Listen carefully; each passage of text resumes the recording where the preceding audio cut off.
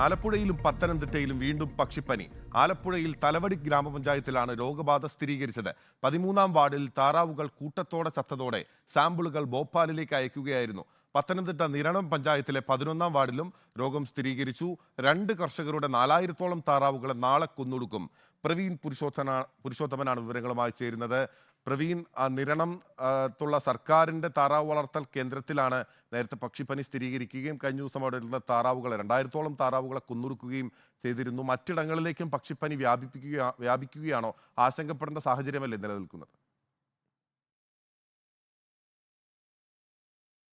ബിനിൽ, കഴിഞ്ഞ ദിവസമാണ് പത്തനംതിട്ട തിരുവല്ലയ്ക്ക് സമീപമുള്ള നിരണത്തുള്ള സർക്കാർ താറാവ് വളർത്തൽ കേന്ദ്രത്തിൽ പക്ഷിപ്പനി സ്ഥിരീകരിച്ചത്. ഇതാദ്യമായാണ് ഈ താറാവ് വളർത്തൽ കേന്ദ്രത്തിൽ പക്ഷിപ്പനി സ്ഥിരീകരിക്കുന്നത്. നേരത്തെ നിരണം ഗ്രാമപഞ്ചായത്തിന്റെ പല ഭാഗങ്ങളിലും മുൻ വർഷങ്ങളിലൊക്കെ ഈ പക്ഷിപ്പനി സ്ഥിരീകരിച്ചിരുന്നു.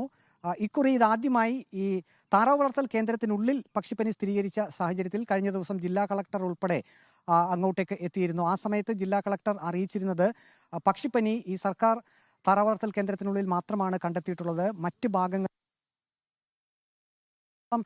താറാവുകളെ കൊന്നൊടുക്കുകയും ചെയ്തിരുന്നു. അത് ഗ്യാസ് ചേംബർ സംവിധാനമൊക്കെ ഉപയോഗിച്ചായിരുന്നു ഈ സർക്കാർ താറാവ് വളർത്തൽ കേന്ദ്രത്തിലെ താറാവുകളെ കൂട്ടത്തോടെ കൊന്നത്. അതിനുശേഷം അവിടെ ഉണ്ടായിരുന്ന പാടശേഖരത്തുണ്ടായിരുന്ന 2 ആളുകളുടെ